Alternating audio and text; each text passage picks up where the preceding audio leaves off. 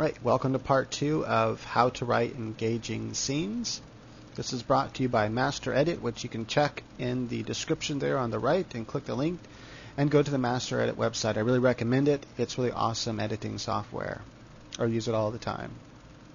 Alright, so let's see here. We left off where her major goal then was to go on this date with this really cute guy. So that's her motivation. He's really cute, he's handsome, he's sweet, and maybe we find out another motivation a little bit later why this date's so important to her. Or you can set up right there in the beginning that if she is seen as his new girlfriend, maybe he's really popular. It'll make her more popular, and she wants to be more popular.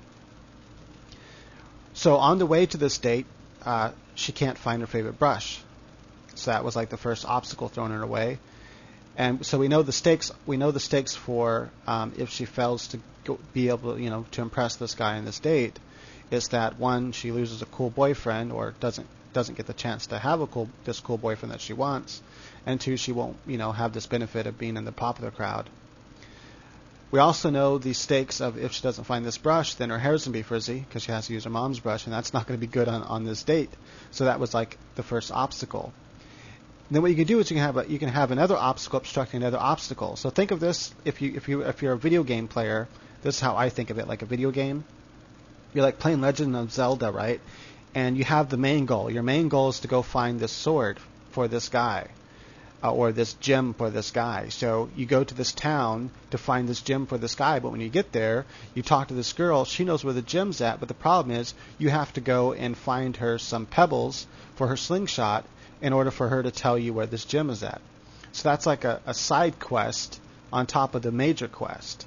So if you think about it like that, then her main quest is to go on this date and to be presentable on this date. Part of doing that was to get her hair nice. Well, she can't find her favorite brush. On her way to find her favorite brush, her mother tells her to take out the trash. So that's like a side quest, right? So now she has to go and get that out of the way before she can return back to her main quest, which is to find her brush. So these are little obstacles you can throw in the way to make it more difficult and to make the scene go on. Your average scene is going to be about 500 words to 1,000 words. Typically, you don't want to write a scene that's below 500 words, though. But sometimes you will, especially if it's an Excel scene. Okay, so now she takes out the trash, gets it out of the way, and now she goes back and she's looking for her brush, and she's trying to figure out anywhere it can be. Where did she last leave it? Can't think. She searches her bedroom. Let's say as she's searching her bedroom, she breaks a nail or something. Something happens. Breaks a nail, maybe.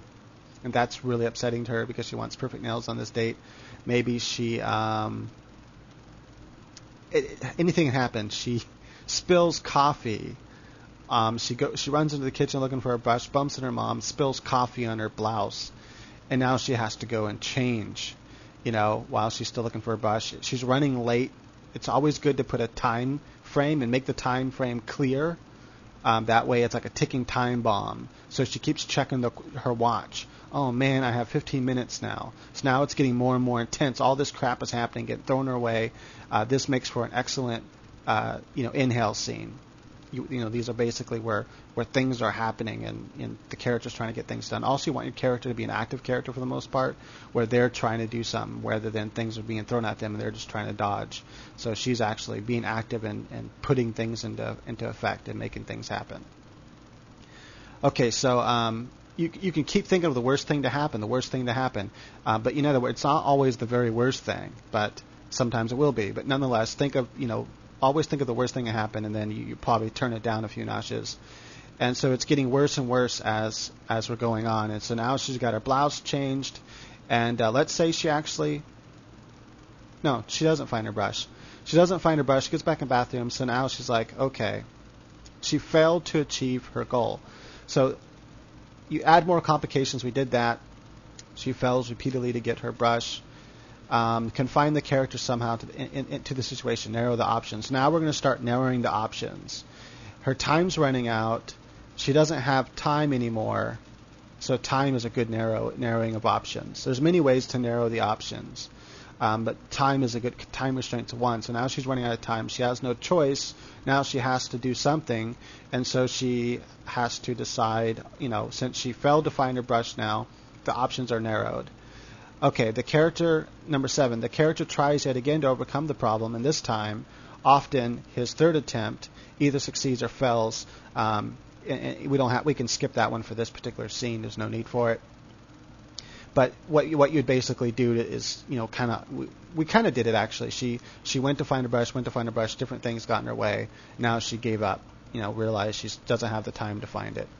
Well, she didn't give up, she just doesn't have time. So she needs to do something because her hair is not going to fix itself. All right, so then 8 is the resolution may be in the form of bittersweet success, not this case, outright failure, partial failure, a failure to leave the character even further from his goals than they were, when they first started out, and once why you want to give them, success, obviously. Well, in this case, it wasn't partial failure, it was outright failure. Well, I guess you can kind of look at it as partial failure. She still has a brush, but it's actually outright failure because the brush is going to make her hair frizzy.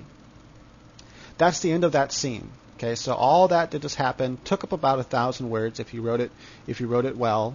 That is, you did a lot of what Dwight calls MRUs. This is action reaction. We'll get into that. How to write the scene well, like with the action reactions. I don't like the way he describes though the motivation, and reaction. So rather, it's really just action reaction, and you don't have to be like a stickler with it. Like I said, we'll get into that. Okay, now after you have finished that scene and they have either succeeded at getting their goal or they failed, in this case they failed, you have the exhale scene. This is like, right? It's the breathing scene, so it makes sense. You inhale when you're tense, and you even find yourself holding your breath when you're really tense, right? So that's why we call this the inhale scene. And this is the exhale scene because now the character has either succeeded or failed, and this is the aftermath kind of scene, the exhale scene. The exhale scenes, especially in modern novels, are a lot shorter than the inhale scenes. Your exhale scenes might only be a paragraph or two, they might only be 500 words, but they're usually always going to be shorter than your inhale scene, unless you're writing a romance. If you're writing a romance, your exhale scenes might even be longer or just as long as your inhale scenes, and the reason why is because you want a lot of introspection, a lot of thoughts when you're dealing with romance, because that's very important, how the characters are feeling. So now you go to the resolution of the last scene determines your character's emotional state. So obviously she's really upset. This might just ruin her date. And, oh my God, I can't believe this. I can't believe I can't find the brush. I'm out of time. You can write like a paragraph of her thoughts and stress and her slowly coming around to dealing with her emotional state. Okay, deal with this. You have to do something so the character gains control of his or her feelings. They stop yelling at her little brother, whatever. She stops freaking out and, picking at her shirt, whatever she's doing when she does, whatever this character does when they get stressed. 3, if appropriate, let the character review recent events. You could do a quick recap. In this case, there's no need to because it's the beginning of the novel. And but once in a while, you do want to do recaps, and for the reader knows the stakes, knows everything that's happened. Is back up to date. Knows what needs to happen, what has happened, and stuff. Okay, now the character analyzes facts and considers alternative courses of action. Okay, I could just kind of throw my hair back in a bun, maybe twirl it up, put a rubber band on it. That will look okay. Maybe spray some mousse in it. Use my mom's brush. But so she decides to use her mom's brush, and she'll have to wear her hair up, even though she really wanted to wear it down. But that's not going to be an option because it'll make it frizzy. So she, she brushes her hair with her mom's brush, gets it as good as she can, and she's like, it's really frizzy though. Even if I put it up in a bun, it's still going to be frizzy. So then she decides to grab some mousse or something and put it in, and that just kind of makes her hair look greasy and not the way she wanted it. But nonetheless, it worked out okay, and she wraps it up, in a bun or something, leaves some tendrils hanging down, but they don't look right because they're kind of frizzy. So she just leaves it all up in a bun, and that's it. Finally, the plan is formulated, so she formulated that plan, and then she does it. I'll continue on the next video.